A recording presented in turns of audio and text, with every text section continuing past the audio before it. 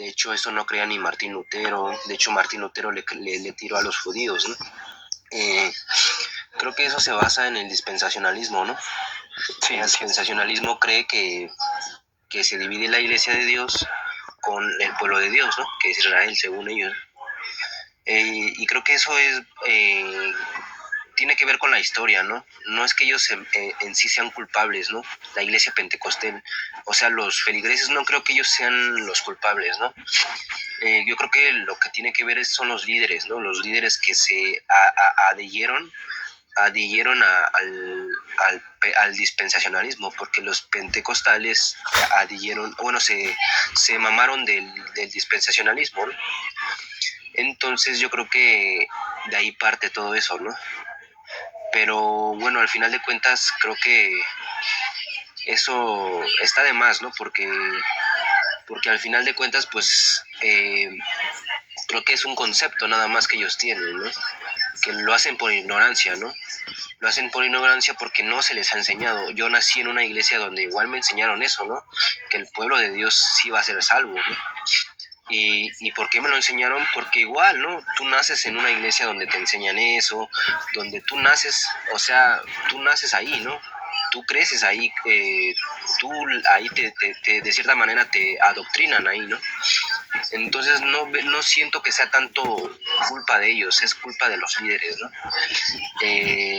No sé si compartan lo mismo, a lo mejor también es culpa, o a lo mejor ustedes piensen diferente.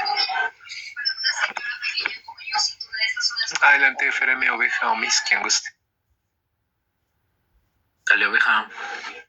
Di algo. Eres metodista arminiano, ¿verdad? Sí, de Arminio, sí, bueno, wesleyano, más que nada. Wesleyano. Oh, eres Majo, ubicas a Majo, ella es tu hermana en la fe, ¿eh? Por aquí anda otra metodista, ¿cómo se llama? De los, ¿cómo dijo metodista? De los, ¿cómo dijo? ¿Cómo dijiste ahorita? Es que hay varias, de hecho ya hay varias denominaciones del metodismo. Por ejemplo, el primero es el clásico, ¿no? Pero ya... De los peregrinos. Ajá, es que sí, ya hay varias, como se dividieron y ya hay más de hecho está el metodismo liberal. Sí, porque por ejemplo en tu caso deben practicar el bautismo infantil, ¿no? Sí, sí. Celebran la Eucaristía, todo eso. También creemos que en la segunda venida de Cristo, pues junto con el arrebatamiento, ¿no? No lo dividimos. También creemos que la mayoría de las profecías ya se cumplieron en Mateo 24, ¿no? ¿Cuándo se fundó el metodismo? El metodismo se fundó con igual con John Wesley por el siglo XVIII. 17, ¿no? 17, 18, ajá, sí. De hecho, él, él era anglicano, John Wesley era anglicano. Y después, antes de ser anglicano, él, conoció a los moravos. Los moravos eran de la línea luterana. Y entonces escuchó una predicación de Romanos y fue cuando él, pues, dice que en su corazón ardía algo, así como a Jeremías. Y ya desde ahí él empezó a crear su propia línea metodista. De hecho, es muy, muy interesante su vida de él. Sí. Oye, ¿y por qué no eres católico? ¿Por qué no soy católico? Pues... No me vayas a salir, es que Éxodo 24, porque ustedes los metodistas, no, porque te damos pamba y con picayelo y te bloqueamos de este live, ¿eh? Sí, no. En primera yo porque, o sea, de hecho de lo que estaban hablando ahorita con el hermano que se bajó, yo como tal no creo en eso del purgatorio, ¿no? O sea, creo que la santificación a veces los católicos como que la transgiversan, ¿no? Porque pues en la misma Biblia en Corintios te dice que Cristo es nuestra justificación, nuestra redención, nuestra glorificación, nuestra santificación y nuestra redención, ¿no? Nosotros somos aptos delante de Cristo, delante de Dios, no por alguna ofrenda nuestra, sino por lo que la ofrenda perfecta que hizo Cristo en la cruz, ¿no? Por eso es que yo puedo ser apto, por eso en Juan te dice que nosotros no somos hijos de carne ni de sangre, ¿no? Sino todo aquel que acepta a Cristo, ¿no? Que cree en el Evangelio, ¿no? Es como tú pasas a ser hijo de Dios, ¿no? Al ser hijo de Dios, Romanos te dice que ninguna condenación hay para los que están en Cristo Jesús. De hecho, te dice que ni la muerte, ni hambre, nada te separará del amor de Dios, ¿no? Entonces ahí es cuando yo creo que no necesito una ofrenda más, o una súplica, o una ofrenda monetaria para que yo pueda salir de un lugar, ¿no? O de un, Okay. De un supuesto. Ajá, Hablando de eso, de la purificación final, me gustaría preguntarte o ver algunos ejemplos de las Sagradas Escrituras que si no hay purgatorio, pues entonces serían pasajes inconclusos si negamos el proceso de la purificación final a lo que en la Iglesia Católica le llamamos purgatorio. Y quisiera ver si pudiéramos ir a ese primer pasaje, si te parece. Mira, claro. Me gustaría ver, por ejemplo, en Primera de Corintios, capítulo 3, este pasaje de 1 Corintios de San Pablo, en 1 Corintios 3, del 13 al 15 dice: el fuego purificará la calidad de las obras de cada uno. Ok, detengas ahí. Espérame, hermano. Ahí dice una obra, no dice una alma o no dice un espíritu. Creo que ahí nosotros como que confundimos que la obra significa, si tú lees versículos más arriba, te está diciendo que nosotros edifiquemos, que tengamos cuidado de edificar, que donde edificamos, ¿no? Te está diciendo, siempre desde el todo Corintios 3 te está hablando de la obra que uno hace como un siervo de Cristo, ¿no? Bien, pero mi planteamiento era no de la obra o de lo que tú dices. ¿Ese fuego es el infierno?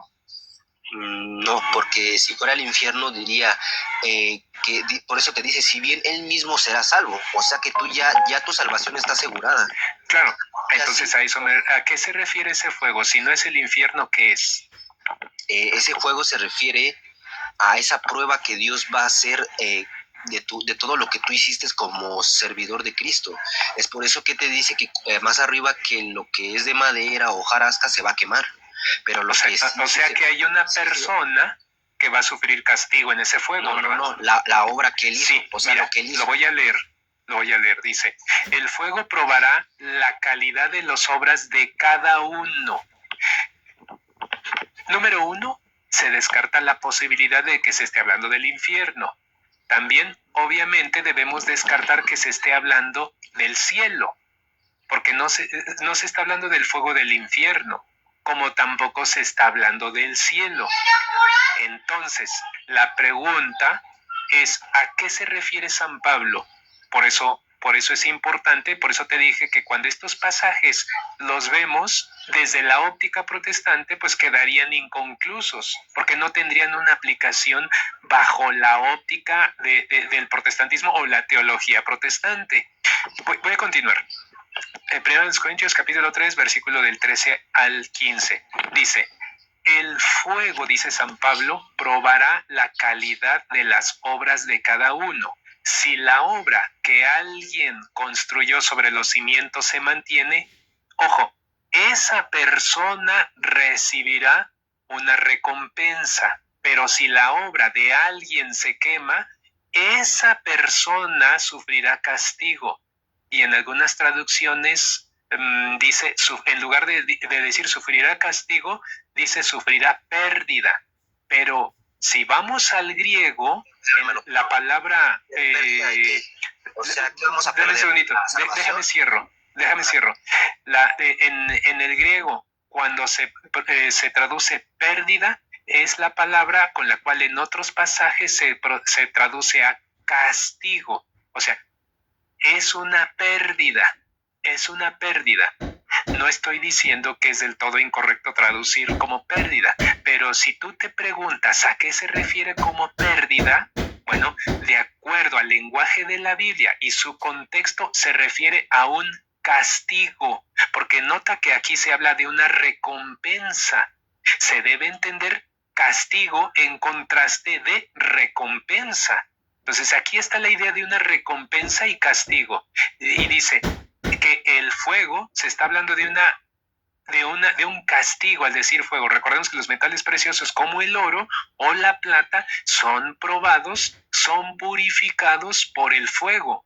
Entonces, este fuego no se está hablando de algo al final de nuestras vidas, porque alguno dirá, no es que así se refiere a las pruebas cristianas que tenemos que ir atravesando para ser purificados, y esto es verdad, ciertamente, a través de la vida cristiana vamos a pasar por el fuego. Nuestras vidas tienen que ser purificadas por el fuego de la prueba, por el fuego de las adversidades, pero nota el pasaje. Aquí se está hablando de cuando va a ser evaluada nuestra vida al final de nuestras vidas. Aquí no se está refiriendo a únicamente las pruebas de esta vida, se está refiriendo a un fuego que va a probar tus obras al final de tu carrera, al final de tu viaje, al final de tu vida terrenal. Y sigo leyendo. Dice, esa persona sufrirá castigo, la persona se salvará. Fíjate bien, esta misma persona que sufrirá castigo por ciertas obras que haya cometido, esta persona sí se salva. Y entonces aquí queda descartado algo que te dije hace un momento, que es que el infierno no puede ser. Y esto lo prueba porque esta persona es salva. Del cristiano que se está hablando aquí, mi querido hermano, ese cristiano salvo es alguien que murió en la gracia de Dios, que murió en comunión con Dios, en amistad con Dios. Sin embargo, esta persona tendrá algunas cosas en su vida que van a ser purificadas, que necesitan ser quemadas, que necesitan ser pulidas, refinadas, y esta persona sí se va a salvar. Pero note lo que dice San Pablo después de este pasaje de se salvará. Dice, sufrirá castigo, la persona se salvará, pero solo como a través del fuego. Primera a los Corintios, capítulo 3, versículo del 13 al 15. Adelante, hermano, te escucho. No, sí, muy bien su explicación, ¿no? La respeto, ¿no? Y bueno, yo por lo que he visto, o sea, en la transliteración de fuego no te dice un rayo, un relámpago, pero no te dice algún estado o algún purgatorio, ¿no? O sea, no es explícito, a lo mejor va a decir, sí, pues es que la palabra purgatorio no está explícitamente ahí en la Biblia. No, sí, ese es otro tema. Ajá, sí, pero yo creo que como que nos quedamos solamente ahí, ¿no? En esos 3 versículos. Si leemos todo el versículo desde el 1 hasta el 23, creo que tampoco te habla de un alma o algún estado o algún... Pero habla de una persona, ¿verdad? Te habla de la obra de la persona, más no te habla de la alma de la persona. Pero ahí mira, dice, fíjate bien. Ya vamos a empezar. ¿Lo leemos? Ajá, lo leemos, hermano. Ya dice, de manera, bueno, el 3.1. De manera que yo, hermanos, no puedo hablarlos como a espirituales, sino como a carnales, como a niños en Cristo. El primer aspecto es que, ¿usted qué le entiende ahí? En el primero, que Dios no... Él está hablando a una persona. Que Pablo les está hablando no como a espirituales. ¿Por qué? Pues porque aún eran niños en Cristo, les está hablando como a carnales, ¿no? Dice, pero son personas, ¿verdad? Son personas, sí. Os di a beber leche y no vianda, porque aún no eras capaces, ni sois capaces todavía. O sea, que ellos eran incapaces ¿de qué? De masticar y de tragar ese alimento sólido, ¿no? Está hablando de personas, porque se alimentan. Sí. Porque aún sois carnales, ¿no? Pues habiendo entre vosotros celos, contiendas y disensiones, ¿no sois carnales y aún andáis como hombres? Porque diciendo el uno, yo ciertamente soy de Pablo, el otro, yo soy de Apolos, ¿no sois carnales? O sea, te está diciendo lo mismo, ¿no? Que eran carnales porque aún tenían esas divisiones, ¿no? Está hablando de personas. Sí, sí, que pues es Pablo y que es Apolos, servidores por medio de los cuales habéis creído. Y eso según lo que a cada uno concedió el Señor, ¿no? Que ellos eran servidores de ¿quién? De Cristo, ¿no? Según lo que Dios le concedió a cada uno, ¿no? Dice, yo planté, Apolos regó, pero el crecimiento lo ha dado Dios, ¿no? Aquí ya está cambiando o sea, ya no te está hablando de algo humano, ahí ya está empezando a decir que Pablo plantó, ¿no? Que Apolos regó, pero ¿quién lo dio el crecimiento? ¿Ya no está hablando de personas? Está hablando ya de la obra que hace una persona, ¿no? Porque te dice, claro, yo planté. Ahora en el 7 dice, así que ni el que planta es algo, ni el que riega, sino Dios que da el crecimiento. O sea, aquí Pablo está diciendo que no son nada, ¿no? Que el único que da el crecimiento, pues es Dios, ¿no? Claro. Sí, y el que planta y el que riega son una misma cosa, ¿no? Aunque cada uno recibirá su recompensa conforme a su labor. Se refiere a personas, ¿verdad? Sí. Aquí te está diciendo que vamos a recibir una recompensa de acuerdo a lo que hayamos plantado, de acuerdo a lo que se haya regado, ¿no? Pero eso no quiere decir que seamos aparte, ¿no? Que somos todos uno en Cristo, ¿no? Sigue siendo una persona, ¿no? Sí, porque nosotros somos colaboradores de Dios y vosotros sois labranza de Dios, edificio de Dios. O sea, ya te está hablando que nosotros somos, ¿qué? Somos el templo de Dios, ¿no? No solo yo, ¿no? Sino todos los creyentes, ¿no? Conforme a la gracia de Dios que me ha sido dada, yo como perito arquitecto puse el fundamento y otro edifica encima. Pero cada uno mires cómo sobreedifica. Aquí ya te está diciendo quién es el fundamento. ¿Quién es el fundamento? Los apóstoles, ¿no? Y Pablo, ¿no? Sí. Pero luego dice que otro que es el que va a sobreedificar, ¿no? Que no se va a quedar ahí el edificio ahí estancado, ¿no? Sino que va a crecer, ¿no? Porque nadie puede poner otro fundamento que el que está puesto, el cual es Jesucristo, ¿no? O sea, el fundamento principal es Jesucristo y los apóstoles, ¿no? Y sobre este fundamento alguno edificará oro, plata, piedras preciosas, madera, heno y hojarasca, ¿no? Ahí debemos como que detenernos, porque para usted, ¿qué es el oro, no? O para usted, los católicos, ¿qué representa toda esa lista que enumera Pablo, no? Para ustedes, ¿qué representa el oro? ¿Qué representa la plata? ¿Qué representa las piedras preciosas? Esa es mi pregunta. Son las obras. No, pero sigue leyendo porque estamos hablando de una persona y ya te estás desviando del tema. No, pero es que en el 13 dice, en el 13, curiosamente, que es donde ya no seguiste ya no está hablando de una dice, persona, la obra de cada uno se hará manifiesta, la obra de cada persona, porque el día la declarará, pues por el fuego será revelada, y la obra de cada uno es una persona. Sí, pero te está diciendo bien, la obra. El fuego lo probará. Ahora, por ejemplo, tú ya estás en ese fuego. Si tú tuviste, imagínate una obra nueva, una obra que tú hayas hecho, que sea exclusiva tuya. Por ejemplo, pensemos en esa obra de, por ejemplo, ir a visitar a un enfermo. Y ese enfermo se llamaba Matías. Si aquí dice, esta obra de visitar a un enfermo el día lunes a las 12:28 del 24 de agosto, ¿a quién le corresponde? Y tú lo hiciste conmigo. ¿A quién le corresponde? ¿Cómo no lo entiendo? A ver, repítame, por favor. Sí, otra vez. Mira, cuando dice, cuando estamos hablando de esa persona sufrirá castigo, la persona se salvará, pero solo como a través del fuego. Estamos hablando de que el fuego probará la calidad de las obras de cada uno. Tú tienes una obra que fuiste a visitar al enfermo Matías el día 24 de agosto del 2026 a las 12:29. Esa obra de visitar a ese enfermo, tú me fuiste a visitar. ¿Esa obra corresponde a tu persona?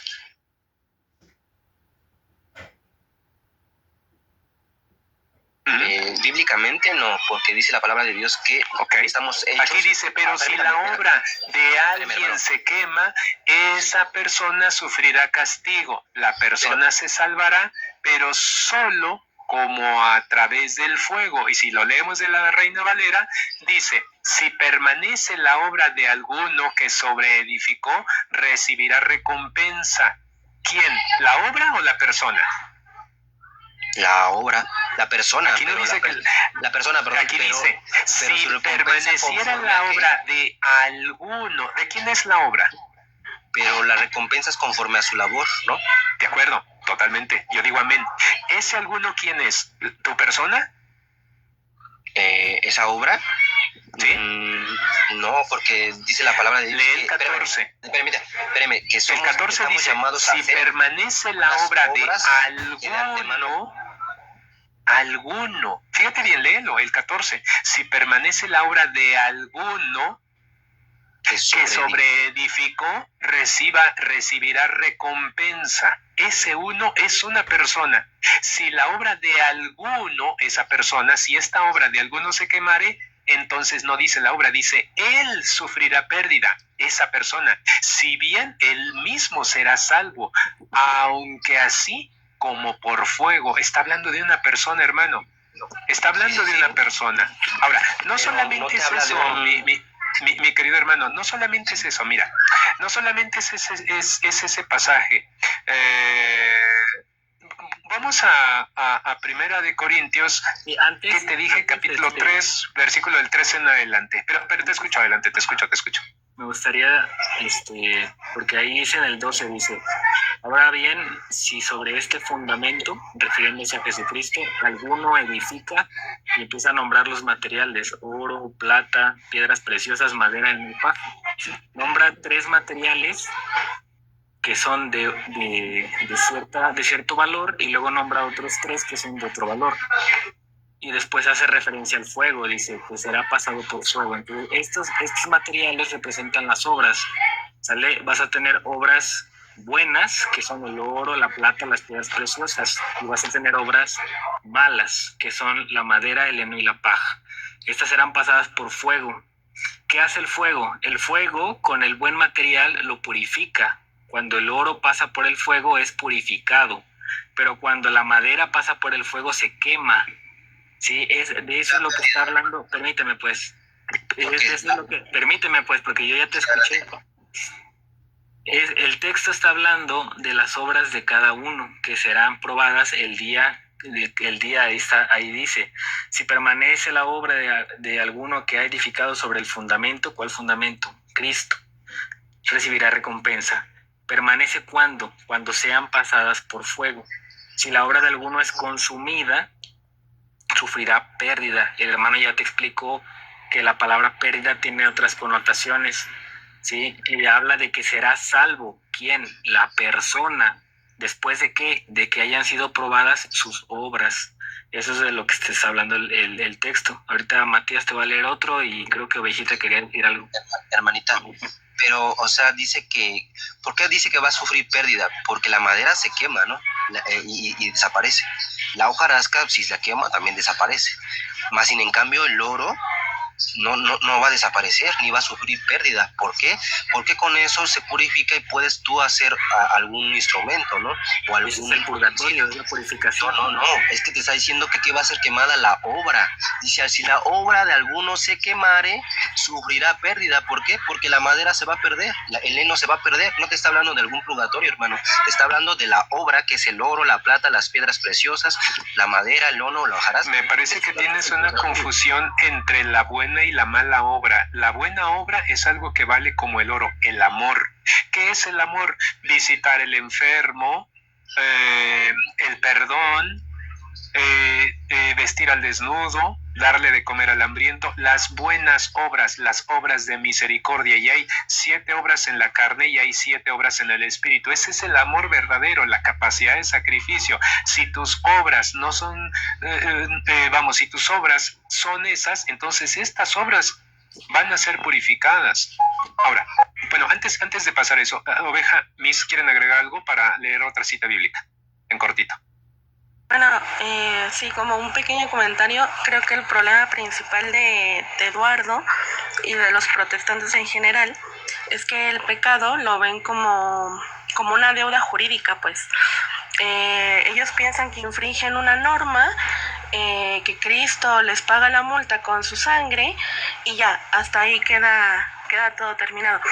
Pero no, o sea, no se dan cuenta que el pecado, o sea, si nos vamos a la soteriología, el pecado produce una deformación real en la persona y en su alma, por supuesto. La gracia no solamente nos cambia la situación jurídica ante Dios, sino que nos sana y aparte eleva nuestra naturaleza. Esto es algo que nos explica Santo Tomás, pero ese es otro punto. Necesitamos ver ciertamente cómo funciona la salvación por puntos. Se nos infunde la gracia, se hace la remisión del pecado, tenemos una conversión interior y luego entra el punto de la santificación. ¿Por qué? Porque esto está plenamente unido, el versículo que trataron ahorita está plenamente unido con Apocalipsis 21-27, ¿no? Que nos dice que nada impuro entra al cielo, ¿no? Entonces, no, o sea, no es una segunda salvación, sino que justamente el purgatorio completa la obra salvífica del Señor. El Señor nos dice que nos toma y quiere que seamos santos. No podemos tener una pena, no podemos tener una deformación del alma y aún así entrar al cielo como entraron personas que en vida purificaron todas sus penas. Y o sea, eso es un poco más extenso, pero ya podemos pasar al siguiente punto. Sí, adelante, Miss, en cortito para leer otra cita bíblica. Solo voy a decir amén, pastora. ¿Cómo? Dije que amén, pastora. Amén, pastora. Bueno, a ver. ¿Qué iba a decir? ¿Cuál cita dijo, hermana? Apocalipsis 21, ¿qué? 14. 27. No, 21-27. Ya dice, no entrará en ella ninguna cosa inmunda o que hace abominación y mentira, sino solamente los que están inscritos en el libro de la vida. No te está diciendo de ningún, bueno, yo a mí no los estoy buscando, a mi parecer, dice, ¿por qué no va a entrar ninguna cosa inmunda o abominación o mentira? Porque no estaban escritos en el libro de la vida. De hecho, te manda Isaías 52.1. En Isaías 52.1 es una profecía que Isaías se le está dando Isaías al pueblo de Israel, que somos todos aquellos que creen en Cristo, ¿no? Isaías 52 te dice, despierta, despierta, vístete de poder, oh Sión, vístete de ropa hermosa, oh Jerusalén, ciudad santa, porque nunca más vendrá a ti incircunciso ni inmundo. O sea, esta es una profecía que Dios le está dando al pueblo de Israel y a Jerusalén. De hecho, el Apocalipsis 21 te habla sobre la nueva Jerusalén, nunca te habla de un purgatorio, te está hablando de cómo va a ser el... ¿Qué traducción tienes? Con todo respeto, ¿qué traducción tienes? Es que no bueno, no vamos a extender demasiado, pero tu traducción está horrible, ¿eh?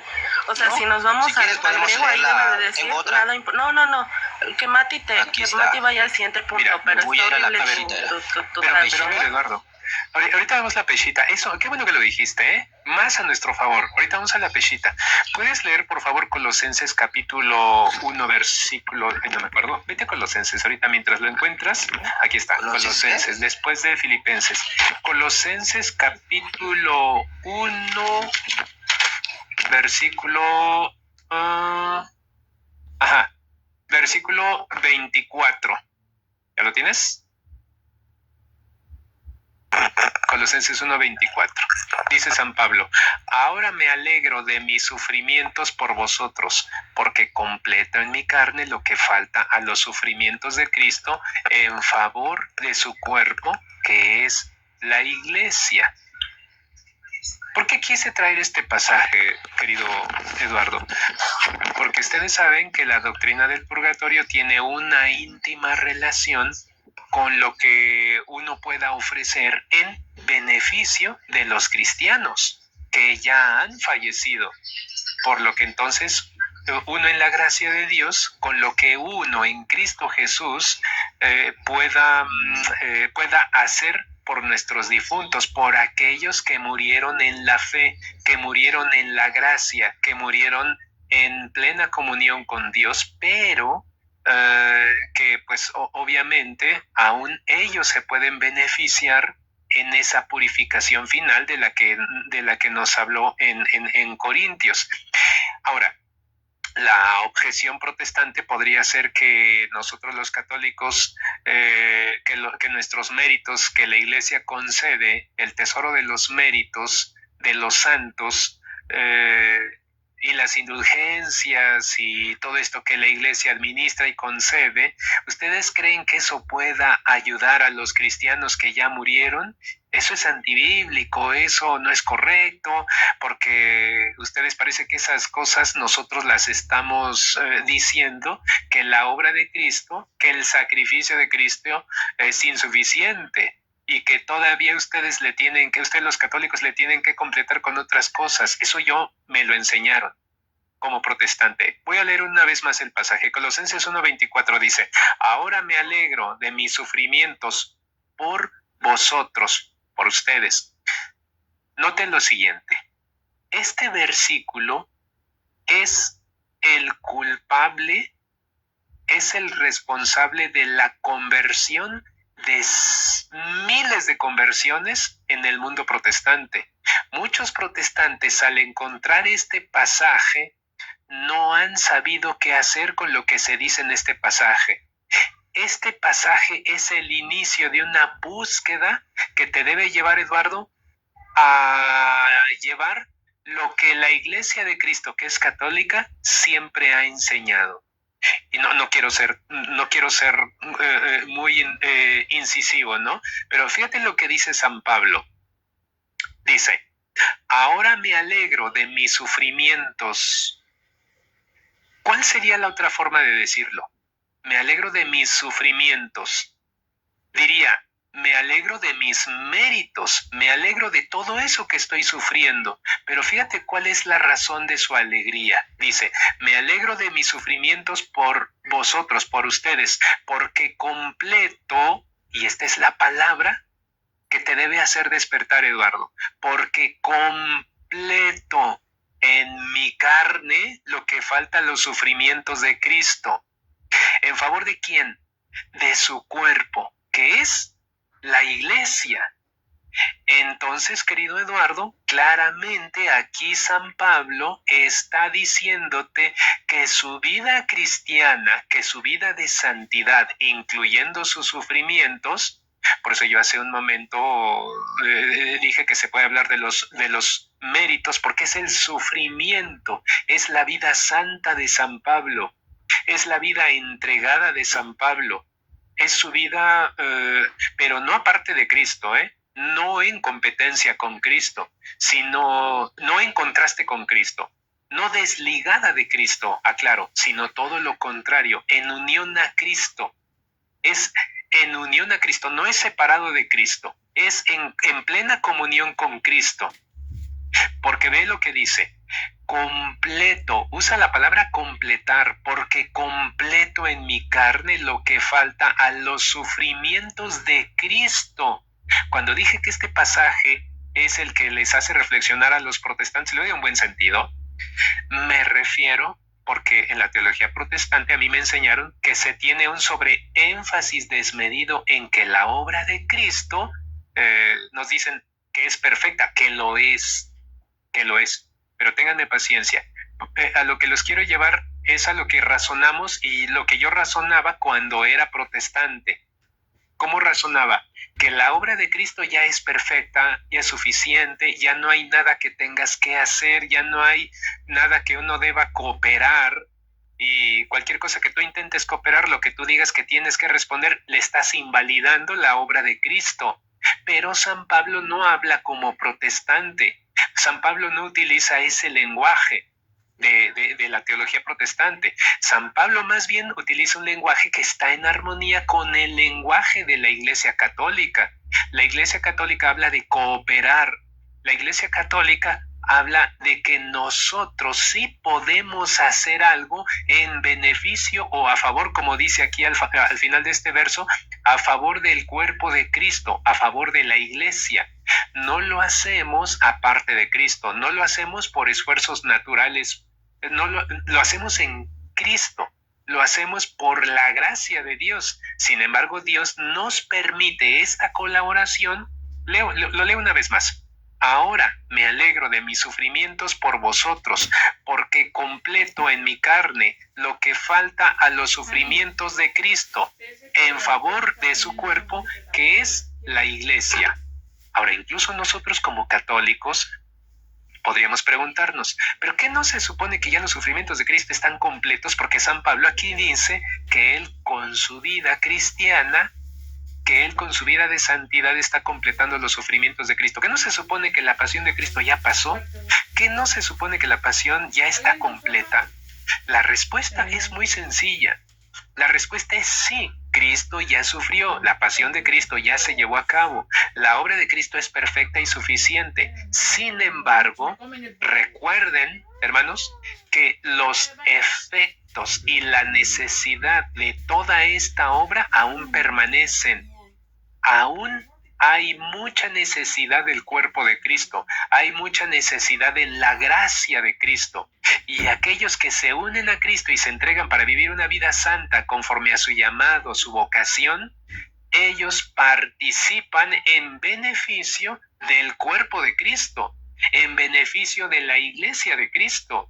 Y aquí San Pablo lo ilustra perfectamente, sublime, clarita, hablando de su santidad y de sus sufrimientos y de su vida de entrega, dice, me alegro, le causa alegría pensar que a pesar de que él está sufriendo, que él está en una vida santa, está pasándola mal desde el punto de vista humano, me alegro porque esto, dice San Pablo, esto completa, esto me permite, me da el privilegio de unirme a la obra de Cristo, a su sufrimiento. Y en ese sentido San Pablo dice, completo en mi carne, lo que le falta, lo que falta a los sufrimientos de Cristo, ¿en favor de quién? En favor de su cuerpo, que es la iglesia. Entonces, ¿por qué los católicos idólatras besayesos cuando hablan del purgatorio y hablan de esta purificación, y hablan del purgatorio y hablan de esta purificación final? Los cristianos atraviesan al final de sus vidas, pero antes de entrar al cielo, ¿por qué hablan de ofrecer rogativas, oraciones y de manera suprema en el santo sacrificio de la cruz? ¿Por qué hablan de esta manera? Voy. ¿Por qué los católicos creen esto? Pues aquí está. Aquí lo podemos ver en Colosenses 1:24, que aunque la obra de Cristo es perfecta, aunque la obra de Cristo es completa y es suficiente, nosotros junto con San Pablo podemos decir que nosotros podemos vivir de tal manera que podamos participar y colaborar, o para usar el lenguaje paulino, completar la obra de Cristo, los sufrimientos de Cristo en favor de su cuerpo, que es la iglesia. Los que están en esta purificación final son miembros del cuerpo. El purgatorio, y me regreso un poquito, pero el purgatorio, que lo podemos ver incluso en San Mateo 5:25, que ahorita me gustaría ir para allá, es donde está también la iglesia. El purgatorio no es para los incrédulos, el purgatorio es para los que murieron, no es para los que murieron en pecado mortal. El purgatorio no es para los que no quisieron saber nada de Dios y rechazaron la luz de su gracia, la luz de su revelación. No, el purgatorio es para los miembros del cuerpo de Cristo que están en necesidad de esa purificación final por su amor a los demás después de la muerte, pero que sus obras no tienen que ser purificadas y que antes de entrar al cielo tienen que estar en perfecta armonía. Bien, por eso dice, la persona es salva como quien pasa a través del fuego. Te escucho, Eduardo. No, qué buena explicación. Creo que es la explicación más congruente que he escuchado, ¿no? No, gracias. Bueno, aquí en la pechita dice, me gozo en los padecimientos que sufro por ustedes, ¿no? Completando en mi carne O sea, ¿está aquí diciendo una alegoría? No, está refiriéndose literalmente a su carne, lo que falta de las aflicciones de Cristo por su cuerpo en la iglesia, ¿no? Así. Cuando dice padecimientos y cuando dice aflicciones, nosotros sabemos como como conocedores de la Biblia que la iglesia primitiva sufrió sus padecimientos, sufrió esas aflicciones. ¿Por qué? Porque fueron martirizados, porque fueron quemados, porque fueron devorados por leones, porque fueron, una infinidad de sufrimientos que ellos pasaron como cristianos, ¿no? De hecho, la transliteración te dice presión, te dice estrechez, aflicción, angustia, atribulación, persecución, tribulación. Lo curioso de esto es que no te menciona un juego, o sea, puede que sí, en Corintios sí te lleva al juego, literal, ahí te lo dice, ¿no? Pero aquí en esta transliteración de aflicciones te dice que no te menciona un juego, te menciona una presión, una estrechez, una aflicción, una angustia, un sufrimiento, una tribulación, una persecución y una tribulación. Un sufrimiento. Pero lo que debemos entender que en la carne de quién, que es la carne del cuerpo de Cristo, ¿no? No creo que no te está hablando de un estado después de la vida, te está hablando de los sufrimientos en la iglesia, que es el cuerpo de Cristo, ¿no? De hecho, el mismo versículo te dice, de cual yo he sido constituido ministro, según la administración de Dios que me fue conferida para ustedes, para que la palabra de Dios se cumpla. Pero ¿te acuerdas cuando leímos Corintios 3:13? ¿A qué se refería con sufrir castigo? Es que te está viendo, también te está hablando del ministerio, dice. ¿Para qué? Para que la palabra de Dios se cumpla. O sea, ¿por qué vamos a sufrir o por qué vamos a pasar persecuciones como nosotros como cristianos o como hijos de Dios? Porque la palabra de Dios tiene que cumplir, ¿no? Que nosotros íbamos a ser vituperiados, que nosotros íbamos a ser atribulados, que por la causa de su nombre nosotros íbamos a ser azotados, ¿no? Toda esa infinidad de sufrimientos. De hecho, Hechos 14:24 te dice que Pablo le dijo, es necesario que a través de muchas tribulaciones entremos al reino de Dios. Esas tribulaciones se están refiriendo aquí en la vida, en la carne. No creo que se esté, bueno, a mi punto de vista, ¿no? No creo que se esté refiriendo a algún estado después de la muerte. Se está refiriendo... Es que Eduardo, allí hay una confusión. Porque mira... sí. Sí, es que hay una confusión. ¿En qué año se escribe Colosenses? ¿Y quién le escribe? Pablo. Corintios se escribe en el año 50-54. Es evangelización. O sea, el apóstol Pablo, desde la ciudad de Éfeso, ya cerca de su estancia de 3 años ahí, responde sobre divisiones y resolver dudas prácticas y doctrinales de la comunidad de Corinto. Entonces sus prácticas doctrinales, y doctrina es salvación, lo menciona así y habla de un fuego y habla de una persona que sufre. En cambio, cuando Pablo le escribe a Colosenses es casi 10 años después, Pablo de Tarso, con la ayuda de un secretario en encarcelamiento, envía al mismo tiempo que la carta a los Efesios y a Filemón, hablando de ciertos detalles clave en cuanto al comportamiento de la iglesia. Ya no es el comportamiento como personas, además, que es diferente a la de los corintios. Por eso esa diferencia. Por eso en Corintios, precisamente por eso en Corintios, cuando dice sufrirá castigo, esa persona se salvará, y te había mencionado en la transliteración qué es sufrir castigo. ¿Se entiende? Pero debemos entender también esto, hermano. O sea, aunque pasaron tantos años, yo creo que al final de cuentas los judíos, los judio-cristianos seguían siendo atribulados, porque de hecho, pues ellos los mismos judíos de su pueblo, pues estaban en contra de todos los hombres, ¿no? La misma Biblia te dice que estaban en contra de todos, ¿no? Y estaban en contra de los judio-cristianos, ¿no? Por eso yo creo que a pesar de que la distancia haya sido a lo mejor 10 años, no sé cuánto tiempo, pero al final de cuentas ellos eran vituperiados y ellos eran, para ellos eran unos locos, ¿no? Por eso ellos le decían infinidad de cosas, ¿no? O sea, le decían los cristianos, ¿no? Que al final de cuentas ese era un texto que minimizaba a los cristianos, ¿no? Porque ellos creían en Cristo, ¿no? Pero Eduardo, entonces, ¿se puede perdonar después de la muerte o ya no? Después de la muerte. Uh-huh.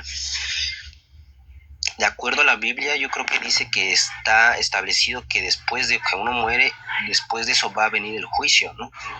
Y ya, o sea que digamos que tu tiempo se acabó, ¿no? Cuando uno muere ya no hay oportunidad de decir sí o decir no, de que ahora sí le voy a echar ganas, ahora ya no le voy a echar ganas. Espérame, acabo. Espérame.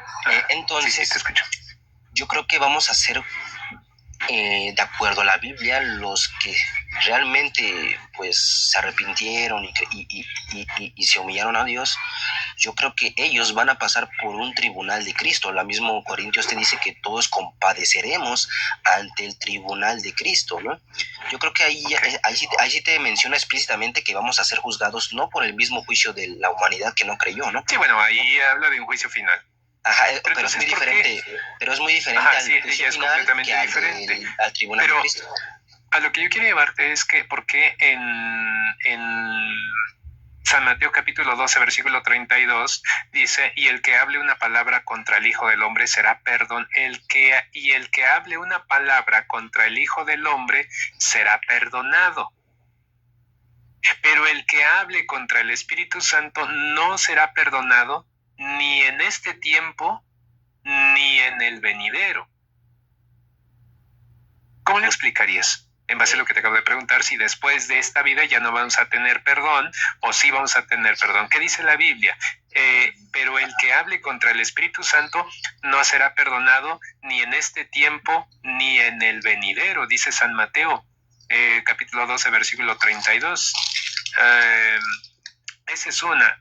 Colosenses 1:24. Ahora me alegro de mis sufrimientos por vosotros, porque completa en mí la carne lo que falta a los sufrimientos de Cristo en favor de su cuerpo, que es la iglesia. Y voy a citarte a San Agustín de Hipona en el año 411. Y este es un sermón de San Agustín. ¿Por qué te lo cito, mi querido Eduardo? Porque los protestantes aman y dicen, muchos dicen que San Agustín fue protestante. Algunos, incluso los testigos de Jehová, por ejemplo, dicen que San Agustín de Hipona era una especie de primer protestante. Muchos protestantes dicen que San Agustín era el primer protestante, ¿no? Mencióname un protestante del siglo IV, San Agustín.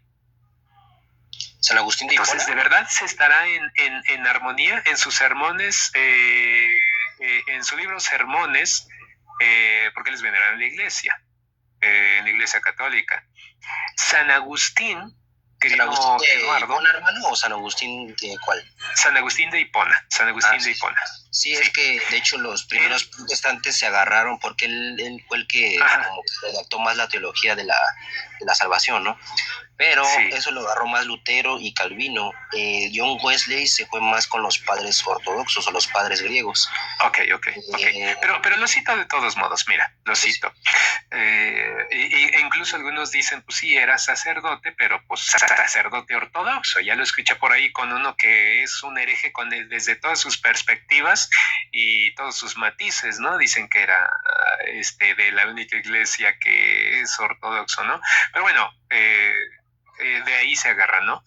En fin, ¿qué dice San Agustín? San Agustín era un sacerdote, ciertamente, sacerdote católico, y lo voy a citar para ver qué es lo que nos dice San Agustín de Hipona, año 400, ¿qué dije? 411, sacerdote ordenado para ofrecer el sacrificio de la misa, la Eucaristía. No solamente era un sacerdote San Agustín, también fue ordenado como obispo. Él fue obispo de Hipona. San Agustín fue el fundador de una orden monástica de monjes. Entonces, A algunos protestantes se les olvida todo eso, ¿eh? Pero no solo quién era San Agustín, no solo se les olvida la identidad de San Agustín, se les olvida lo que San Agustín enseñaba. Lo voy a leer.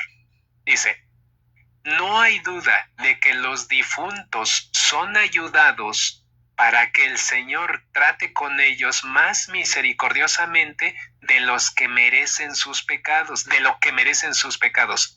Toda la Iglesia observa esta práctica que fue transmitida por los padres, que reza por los que han muerto en la comunión. Nota la palabra comunión, son los que mueren en amistad, en la gracia de Dios. Es para que él vivió una vida no es para el que vivió una vida de pecado y vivió en sus pecados, no es una segunda oportunidad para salvarte, es para los que mueren en la comunión del cuerpo y la sangre de Cristo. Esto, repito, San Agustín en sus sermones en el año 411, que fue transmitida por los padres. El mismo San Agustín, en su libro Fe, Esperanza y Amor, nos dice que haya algún fuego semejante incluso después de esta vida no es increíble, y se puede indagar y descubrir o dejar oculto si algunos fieles pueden salvarse, unos más lentamente y otros más rápidamente, en el mayor y menor grado en que amaron los bienes que perecen, o sea, que amaron la vanidad del mundo, que amaron los bienes temporales, a través de un cierto fuego purgatorio, un fuego que purifica. San Agustín, en su escrito Fe, Esperanza y Amor, del año 421. Entonces, hermano, este San Agustín, que hay muchos que se adjudican, o que dicen que es protestante, habla del purgatorio y dice que los padres enseñaron. Nos está hablando del purgatorio también. Tengo una pregunta, hermano. Sí. Por ejemplo, Tertuliano te dice que oraciones y ofrendas anuales por los muertos, ¿no? Solo los mártires van directamente a la presencia de Dios, según él, ¿no? Las almas experimentan ya castigos o consuelos en el Hades, ¿no? Por ejemplo, Cipriano de Cartago te dice: distingue claramente una cosa en ser coronado de inmediato mártires, otra ser torturado por largo sufrimiento por los pecados para ser limpiado y coronado largamente por el fuego. Hay quienes quedan en suspenso hasta el juicio. Por ejemplo, Clemente de Alejandría te dice: hablan de un juego que quema materiales ligeros, ¿no? Lo que usted había mencionado, y prepara el alma para Dios. El creyente puede sufrir tormentos y purificación después de la muerte, ¿no? Gregorio de Niza te dice: el alma no puede acercarse a Dios hasta que el fuego purificador haya purgado las manchas con que está infectada. Y Agustín de Hipona también te dice, ¿no? Castigos temporales después de la muerte para algunos que se salvan. Como a través del fuego, no todos los que sufren después de la muerte van al castigo eterno. Es posible un fuego purgatorio en su ciudad de Dios y el chirilión, ¿no? Juan Crisóstomo y te dice, ¿no? Oraciones y ofrendas por los muertos no son útiles y tradiciones, ¿no? Yo creo que, bueno, a mi punto de vista, ¿no? Bueno, para empezar, yo creo que Jesús simplemente te hablaba del cielo y el infierno, ¿no? Debemos de entender que se habla muy poco del cielo. De hecho, se habla muy poco de lo que va a pasar después de la muerte en la Biblia. Si tú lees el Nuevo Testamento, se habla pero muy poco de lo que pasa después de la muerte, ¿no? Muy poco. Entonces debemos de partir de ahí, que ellos, como padres de la iglesia, como servidores de Dios, estaban, a mi parecer, ¿no? Estaban especulando, ellos estaban haciendo alguna especulación de qué pasaba después de la muerte. Yo creo, ¿por qué? Porque recordemos que en Alejandría todas esas creencias sincretistas creían en esa purificación después de la muerte, ¿no? Ellos, como griegos, la mayoría creían eso, que después de la muerte había esa purificación de los pecados, ¿no? De hecho, hay muchos dioses que creían en eso, ¿no? Yo creo que ellos se basan en esa misma experiencia que los demás tenían de sus dioses, ¿no? Yo creo que ahí sí, bueno, a mi parecer, estamos especulando demasiado, ¿no? Porque Tertuliano te dice que es el Hades, de hecho él te dice que es el mismo juego de donde sale el infierno, es ahí donde se purifica, ¿no? Otros dicen que María es la que te saca, otros que Dios, no se sabe cuánto tiempo se sale, o imagínese esa pregunta, supóngase que yo me muero, ¿no? Y mi mamá no hace ninguna oración, no hace ninguna rogatoria, no hay ninguna indulgencia, el padre no ora por mí, ¿no? Entonces, ¿qué va a pasar con mi alma? Porque no voy a salir entonces nunca de ese fuego purificador si no hay esa oración. Ahí como que me entra esa duda, ¿no? Porque no sé cómo usted me respondería ahí eso, ¿no? Si mi mamá no me ofrece ofrendas, no me ofrece oraciones, no hay todo ese proceso que los padres establecen, ¿cómo es que entonces yo voy a poder salir, ¿no? O sea, estoy entonces a expensas de siempre quedarme ahí en ese juego, en el infierno. Bueno, en el purgatorio. El purgatorio, ok. Sí, bueno, primero, Tertuliano tenía influencia montanista. Habría que ver por qué, quiénes eran los montanistas. Pues recordemos que los montanistas eran muy rigoristas, proféticos, que eran considerados heréticos. Y cuál es la primera etapa de Tertuliano en su defensa con la iglesia, y después en su segunda etapa en su ruptura con el catolicismo.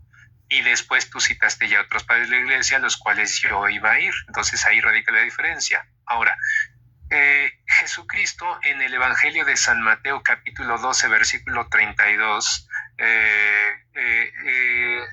habla sobre el perdón en el siglo venidero para deducir un estado de purificación después de la muerte. Y es lo que yo te cité justamente hace unos minutos.